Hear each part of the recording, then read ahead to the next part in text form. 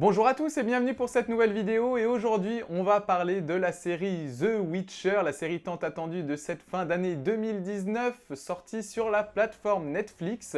Une série qui reprend donc l'histoire des livres The Witcher et non des jeux vidéo. C'est vrai que moi, à part avoir un petit peu touché à The Witcher 3, je suis totalement novice sur l'histoire de cette série. C'est donc une série qu'on a beaucoup comparée à Game of Thrones. C'est vrai que c'est un univers totalement fantasy et assez sombre où la place de la femme va avoir un rôle très important. Du racisme va aussi avoir une place assez importante, notamment à travers le personnage principal donc de Geralt. C'est une série qui peut un petit peu nous perdre. C'est vrai que moi notamment qui ne connais pas cet univers, j'étais un petit peu perdu car c'est une série qui est très gourmande, notamment au niveau des personnages. On a des elfes, on a des nains, on a des hommes, on a des monstres, on a des sorciers, des sorceleurs qui ont chacun des pouvoirs différents et c'est vrai que ça peut nous perdre un petit peu.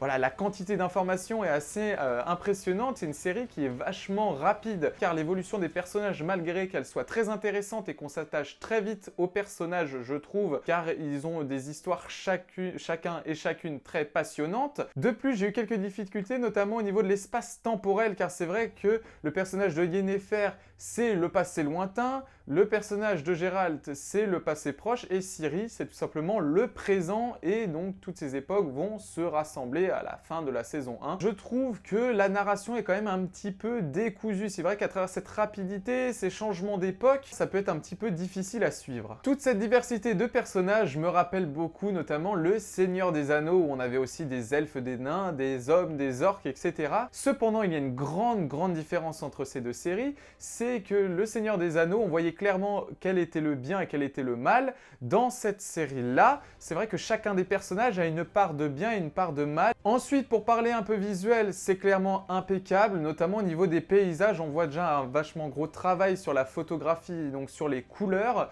et on a des plans aériens et des plans d'ensemble sur ces paysages qui sont juste magnifiques.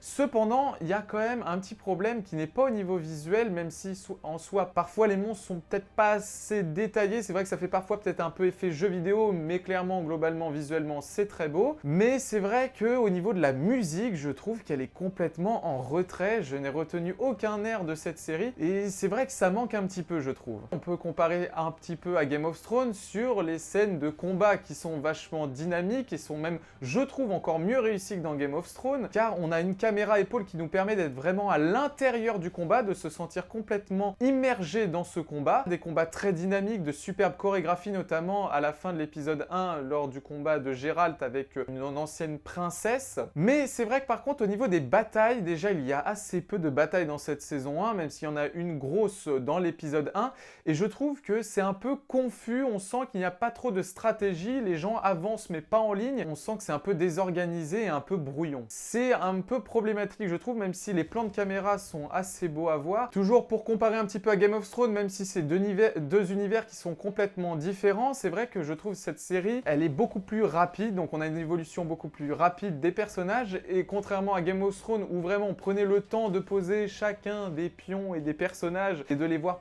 évoluer petit à petit de saison en saison, là c'est vrai que c'est beaucoup plus rapide, c'est vrai que c'est beaucoup moins axé politique cette série The Witcher, contrairement à Game of Thrones qui était beaucoup plus orienté là-dessus et sur la conquête du trône. Pour rentrer un petit peu plus dans les détails des personnages et du ton de la série, malgré qu'elle soit très sombre, on va parler un petit peu de l'humour qui, je trouve, est très bien maîtrisé dans cette série, notamment le contraste entre Jaskier et Geralt. C'est vrai que Geralt, c'est quelqu'un de plus posé et qui permet aussi à cette série, que je trouve un petit peu speed, de pouvoir se poser, jouer sur des silences à travers le personnage de Geralt, et c'est ça que j'aime beaucoup. Et en plus, on a Jaskier à côté qui lui apporte sa petite touche d'humour qui va très bien. De plus, pour parler du personnage de Geralt, je trouve clairement qu'il a un charisme de fou, il est très posé. On pourrait se dire ce personnage est invincible, méga badass, et pas du tout. C'est vrai qu'on voit qu'il a des limites, notamment au niveau sentimental, même si de base les sorceleurs ne ressentent plus vraiment d'émotions, parce que je vous rappelle, ils ne peuvent pas enfanter. On a clairement un personnage qui à la fois est très fort, certes, il a un charisme vraiment imposant, mais on voit qu'il a des faiblesses. Le personnage de Yennefer est un personnage super stylé, super beau, avec une évolution super intéressante. Yennefer est vraiment très belle, on va pas se le cacher. Ce qui me gêne un peu plus, moi, c'est au niveau du personnage de Ciri.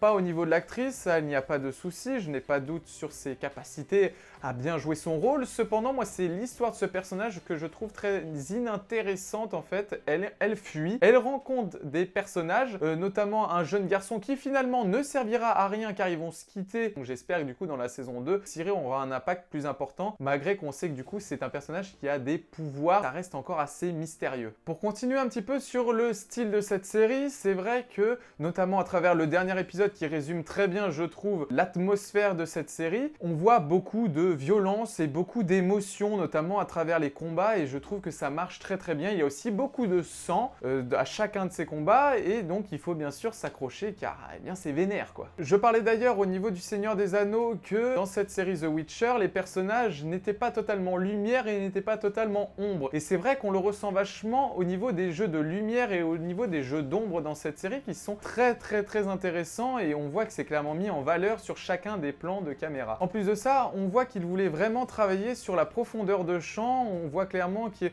les zones de netteté, on a même parfois des petits bords un petit peu flous, et donc c'est vrai que on joue vraiment sur la profondeur de champ, et je trouve ça vraiment intéressant pour mettre les éléments principaux en valeur. Comme dans la série Game of Thrones, on peut voir que la nudité et la sexualité dans cette série est quand même assez présent à l'écran. Notamment en parlant de sexualité et de nudité, j'ai trouvé que la relation entre Yennefer et Geralt était un petit peu rapide en fait. C'est vrai que c'est la grosse relation de la série, et ils nous ont fait enchaîner ça hyper rapidement. Les deux se sont attachés très vite l'un à l'autre, et ce que je trouvais très intéressant, moi, c'est que ça prenne du temps, qu'on sente que les deux personnages veulent de plus en plus se rapprocher, et là c'est vrai que j'ai trouvé ça hyper rapide et assez brusque, même si en soi peut-être ils ont suivi les livres et on peut pas leur en vouloir là-dessus. De plus, si on devait résumer cette série, je pense que le mot qui la résume le mieux, c'est le mot destin. La série repose beaucoup sur le destin. On va parler d'un gros point fort, c'est tout simplement la fin de la saison 1, c'est vrai qu'elle nous donne vraiment envie de découvrir la suite des aventures dans la saison 2,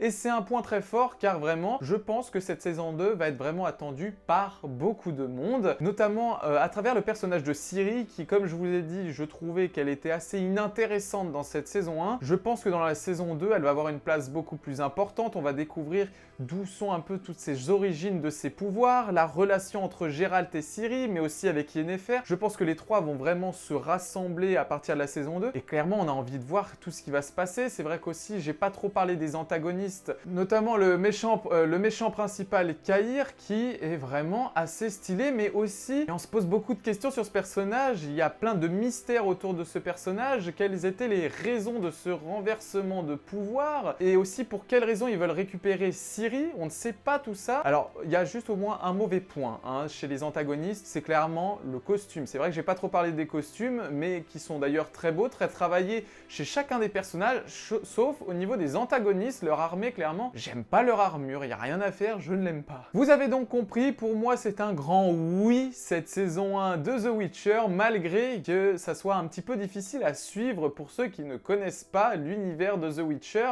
mais globalement au niveau visuel, au niveau des personnages, au niveau de l'évolution des personnages et au niveau du rythme, c'est vraiment très bien réussi je trouve, et donc je serais très pressé de voir la saison 2. Voilà, j'espère que cette vidéo vous aura plu. N'hésitez pas à laisser le petit pouce bleu et le commentaire, et vous abonner bien sûr à la chaîne. Et on se retrouve très bientôt pour de prochaines vidéos. D'ici là, portez-vous bien. Salut!